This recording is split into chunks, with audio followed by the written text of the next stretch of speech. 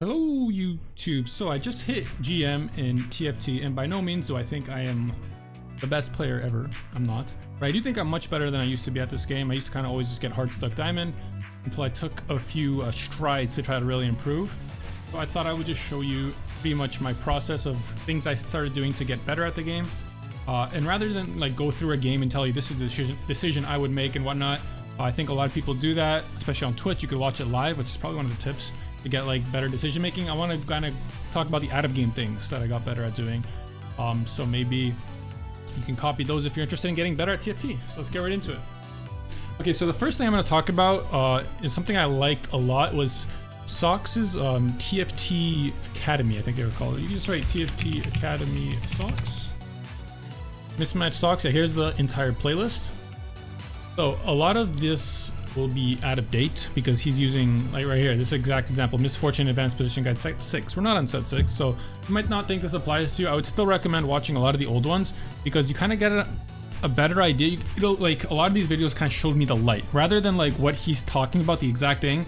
It kind of taught me how to think about my positioning better, what my characters are actually doing, how their like alts interact together. Right, so let's just go a random example here. Additional tips.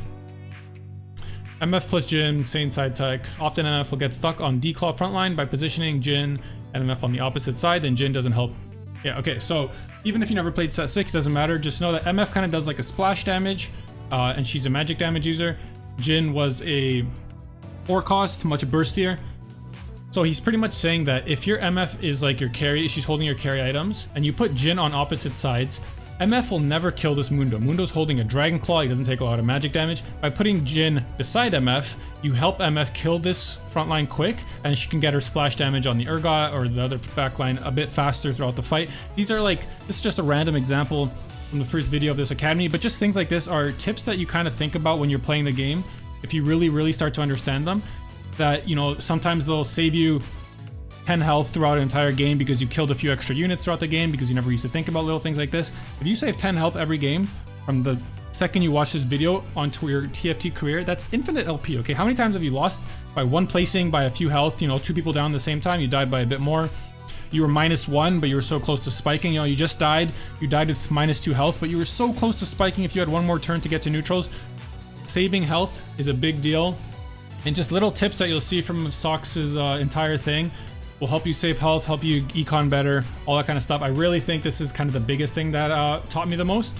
So I highly recommend going to this playlist and just watching all of it, even the stuff that's out of date, just to kind of teach you how to think about the game better overall, right? When to commit to a comp, understanding tempo, all these are super useful. And yeah, I'll link it in description, highly recommend.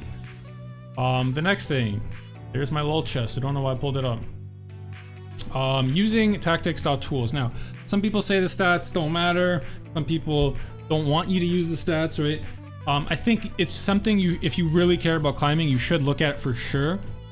You don't have to follow it like to a T, especially this. So this is something I was just thinking about relating the two things. When you learn about the fundamentals of TFT, you might realize that taking a augment with a worse like average placement is much better for you in your particular spot because you realize how something works, right? You realize that, oh, my comp really sucks at killing this single target unit. I'm gonna take Contagion, even though Contagion is like a lower average placement than its other option. Do you know what I mean? Like, once you get kind of these eye openings from those Socks videos, I'm telling you, this is it's good stuff. So anyway, just to talk about how to use this in general, right? So sometimes I like looking at the top comps just to see like the stats of what's doing well. But let's say you wanted to play one of these comps, Bilgewater, Nyla, Sejuani. This is a comp I actually like a lot right now.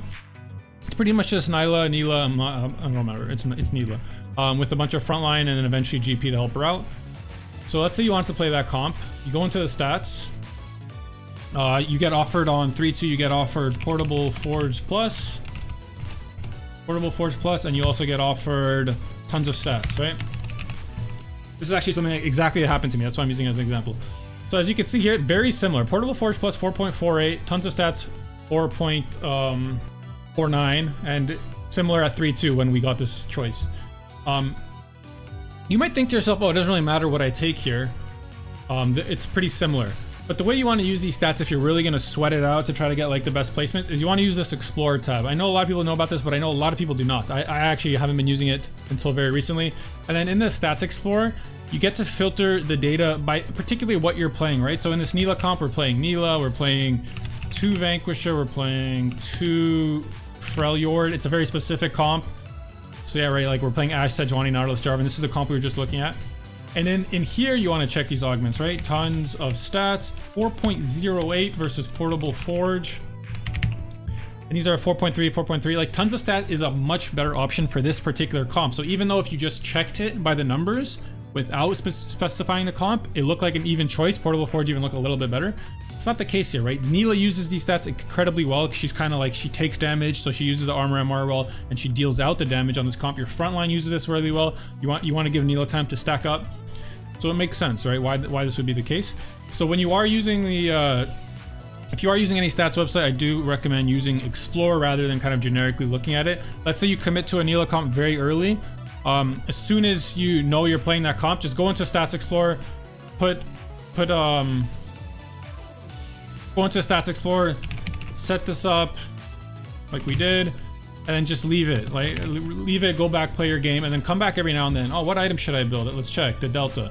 RFC is the best. You know, everyone knew that. You learn much more specifically about the particular comp you're playing, what you should be doing. So the stats website's very good. Something I recommend using if you're really serious about climbing for sure.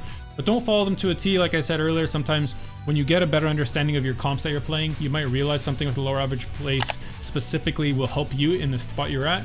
And try to use the Explorer rather than just like generically the augments or the units. Another example I want to talk about that I use not that often, but it's something I like looking at, is on Meta TFT. Very similar, you can do the same things, but I like looking at this rising players. The reason I do this is because it's kind of telling you like what is literally working right now. How are people, rather than just like on average, like what's a good average placement, but it's like people who are giga climbing, what are they playing? Right, so we see the Neela comp that we just talked about, right? This guy's up plus 600 LP in 3 days. The top comp he plays is the Neela, right? So you might want to look into that. If you're not familiar with that, everyone knows about Multicaster, everyone knows about Six Bruiser. Maybe you weren't familiar with the Neela comp, you want to look into it because it's quite clearly working for some people. This one's a little less, like I don't do this that often, but I do think it's something nice to look at. You get to look at different comps sometimes, right? 7 Noxus is doing well for someone at least. It means that these comps are probably maybe slept on, or if like you really know what you're doing, it could change a lot of things, right? Another thing I want to talk about is YouTube channels that help you clear up your thought process. So one really good one is SubZeroArk here. Recommend subscribing. Essentially what he does, and it's something I actually want to do myself as well, because I just think it's like a fun thing to look at, and I learned a lot from it, so I would love to help other people learn a lot the same way, is that he'll watch a VOD of a really, really good player. Let's say like a lot of VODs he's watching Dish Soap. Even his own game, this makes perfect sense, where you would say, hey, why don't you just watch Dish Soap? He's one of the best players ever. Why don't I just watch SubZeroArk stream rather than like this VOD? Because you kind of get the benefit where he'll pause it and he'll say, what should we take here? What would you take here? You know what I mean? But let's go to the augments. You're not gonna be able to hear because I have it off, right? But if you were watching his stream, he might be thinking to himself, he might be alt-tab looking at the stats. You don't kind of get a thought process of like, why is he picking the augment he is? So, but in his own YouTube videos, when he's watching like Dish Soap or something, he'll pause it, he'll talk to you, say, this is a good option because you can do this. This is maybe a better option because maybe he wants to lose streak. And I learned just so much about how to think about like some of the decisions you make in this game, because it's hard to do that while you're watching someone live, right? I do watch like Dish Soap sometimes. I watch a lot of Kurum. I recommend watching TFT streamers just to learn the thought process, but it's hard for them to talk about their thought process the entire time. A lot of the time they're thinking to themselves, they're very quickly on the fly. Whereas, like I said, in SubZeroArk's videos, which I think are fantastic, he pauses them, gives us gives his viewers a kind of chance to really think about what would you do here and why, and he'll explain to you why it might be a good or a bad option. Overall, I just think it's a fantastic resource, something I want to do myself. Yeah, shout outs to Socks and SubZeroArk. I think they're two of the people that I learned the most from in my kind of quest to stop being diamond hard stuck, and mostly the stat websites. So yeah, those are the main things I recommend doing. Obviously, just play a lot. One thing I also recommend doing is playing on a Smurf and or not caring about your LP for a long period of time. The reason I say that is because it's nice to like really test how you could like play a comp without worrying about the LP. So sometimes I'll play on a Smurf.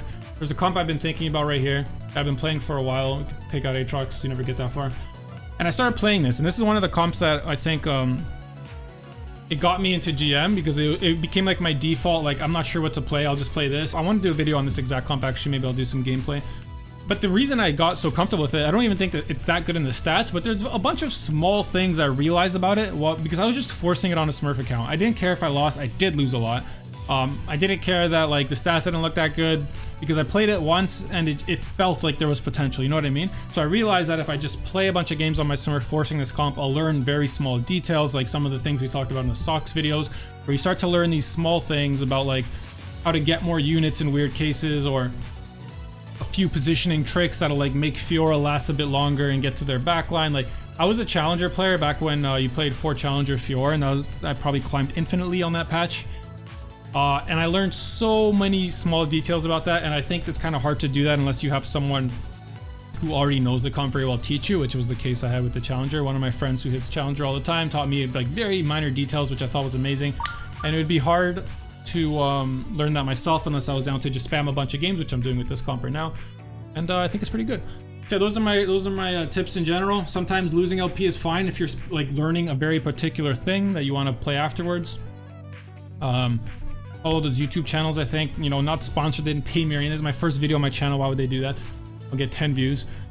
But yeah, stick around for more. I'm gonna do some of my own gameplay. I'll do some of the comps I've been playing, and just general, hopefully entertaining TFT stuff, while we can also learn. If you liked what you saw, I'd appreciate a like, a comment, and a subscription. Thanks everyone. Stay beautiful, my friends. I'll see you soon.